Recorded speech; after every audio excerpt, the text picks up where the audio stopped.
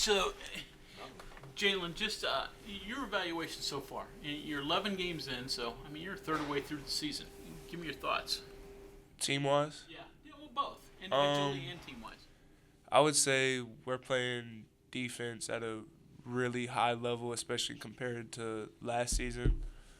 I feel like in games where we've really needed to, we've stepped up as a unit and we've gotten those stops and shut teams down. I feel like offensively, we're still figuring things out, getting things more polished. But as the season goes on, we'll be way better. Um, Personally, I would say I need to be more assertive. I feel like sometimes I get kind of lost in the mix out there, and I'm doing other things well, but I'm not really scoring the ball at the level I should be. I'm rebounding. I'm playing defense. I'm blocking shots. I'm doing things to help my team win. I feel like it would be a little bit less on Taz and Sean's shoulders if I could help them out with the scoring load a little bit. Why is this defense better, in your opinion, than last year? Last year you were giving up about 70 a game. You've got that down into the 60s. I would say one, we have two guards who are just absolute pests on whoever the opposing team's best guard is, and that kind of takes them out of their offensive rhythm. And then I'd say we have a rim protector. We have multiple rim protectors, guys who can go in there, and guys aren't just going to walk to the goal and shoot layups anymore. So probably that. Jalen was talking with Kedri and kind of going back to the beginning of the year when Coach Huggins was saying, the defense just really stinks. And now this was like October, Yeah. As you guys have progressed from then until now, have you been able to see the defense improve in steps? And, did you agree back then that the defense was as bad as what Coach was making it out to be? Or You always got to agree with Coach. But since the start of this season, I mean, we didn't feel like we were a very good basketball team, and now we're starting to really play at a high level. And the one thing that I'm sure you've heard Hugs say a lot, I feel like before we really didn't compete how we should, but now it's like it's a dog eat dog world. So we're trying to be the biggest dog, and we're trying to go out there and compete and win by any and all means.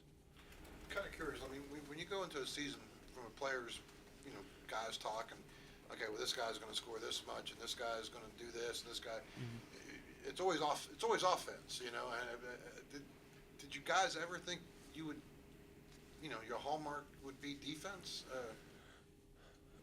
With this group, no, because we have a lot of guys who can score in a lot of different ways, but at the same time, we have a lot of two-way players who also take pride in playing defense and not letting their man score, which is all you need in a team. People who get mad when they get scored on, you have to love that, because I guarantee you the next time they're gonna get a stop. So A lot of that going on. Guys saying, "Hey, don't get beat." Yeah. Because it's a personal pride thing. yeah, it's a personal pride thing. You'll hear a teammate, "Come on, don't let them get by you. Like, move your feet, trust your feet."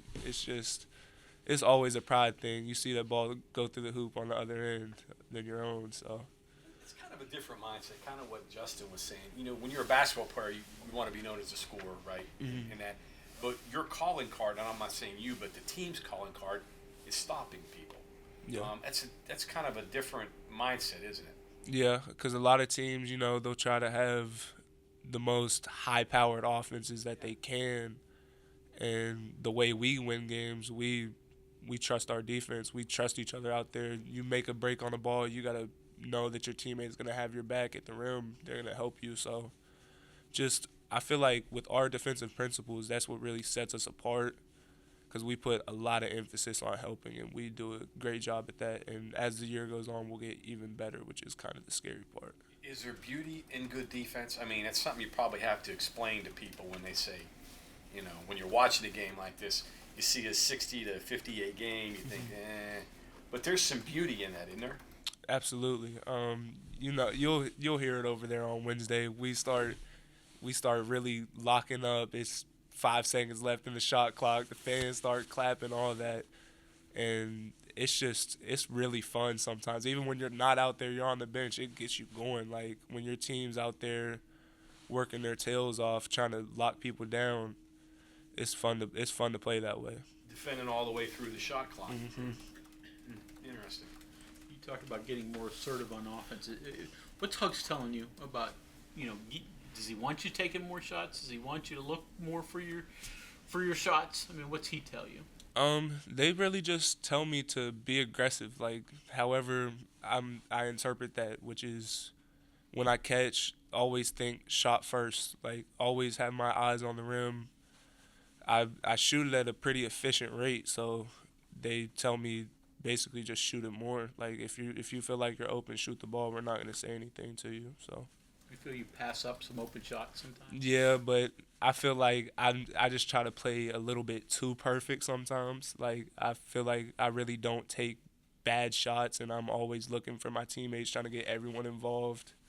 And I feel like sometimes I just get kind of lost out there, and I just disappear sometimes. So just got to be more aggressive off the bounce, too.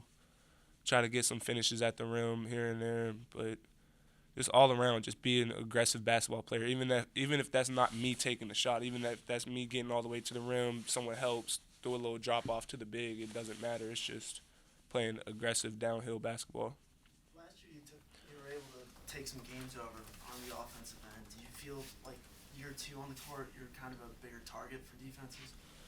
I would say yeah, because I was in a position where I went from literally not playing, so people didn't really know what I could do, and now I play now, so everybody kind of knows, oh, he's a shooter, he can do this, do that. So it's a bit of a challenge, but that's gonna be at every level of basketball that anyone plays at. Everyone's gonna know what you do, so it just depends. I think the next step would be to turn this good defense into offense, to be able to create some more scoring opportunities off of your defense. How do you do that? I feel like we still have room to improve in transition, passing the ball up the floor, just things like that, getting out in the open, using our athleticism to our advantage, because a lot of guys don't have 5 guys that can all be out there and making shots. So. What was it like playing a natural road game for the first time? I know you had talked a little bit before in the preseason about how certain gyms were packed last year and here was kind of empty. So what was that kind of whole experience like Saturday? It was honestly, it was a great experience. They had a lot of people in there, but at the same time, the West Virginia faithful, they're everywhere.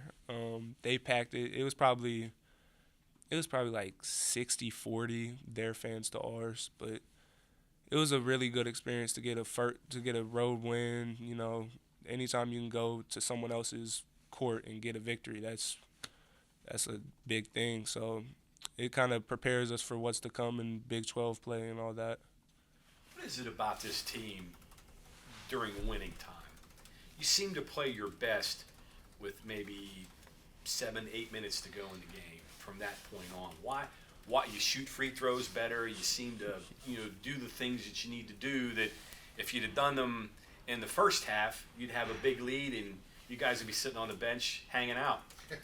Why is it that you I guess stress Virginia is the phrase everybody says. Yeah, stress now. Virginia. I really don't know. It's just like once you hit that 8-minute mark, it's like every single possession matters. Everything matters because it can determine whether you win or lose. So I feel like especially in that time frame of the game, like everyone's going 110%, giving everything they have. And like the level of concentration, especially at the free throw line, like when you're there with 2 minutes in the game, all you're thinking is, I'm making these free throws. Like, there's nothing else going through your head. So I feel like if we can develop that level of concentration throughout the entirety of the game, I think it can help out a lot. Jalen, kind of along those lines, and this is kind of an old industry standard question here, but, I mean, you got this game tomorrow, and then Christmas comes up, and then, Big 12 play starts after that, so there's a lot to look forward to later.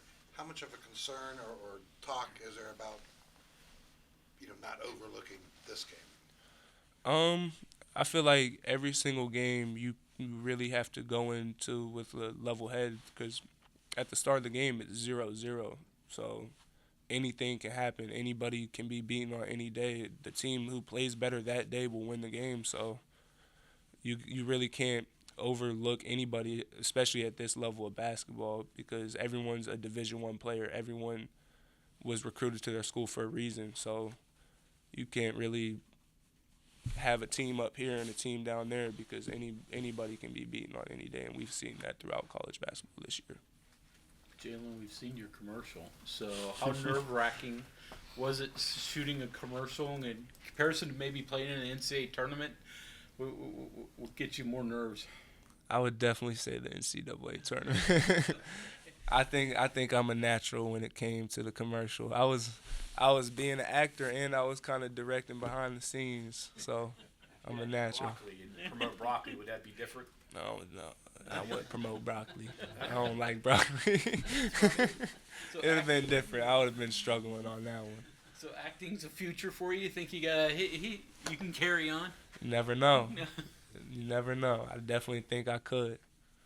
Why did you pick Notre Dame and not the Armory in Fairmont? It's because the business was located in Clarksburg, so they wanted to do it in their turf. So I have one more serious question here. How would you rate the closeness of this team compared to the other teams that you were on? The camaraderie, is it comparable? Yeah, 'cause I think it shows up a little bit on the court the way you guys defend. I would say every year since I've been here, the team's kind of gotten closer. Maybe that's just me, but that's the way I feel. I feel like every year the team gets funnier, and it's like we're off the court, we're brothers. Like, we love each other. We do anything for each other, so it kind of just carries over the same way into basketball.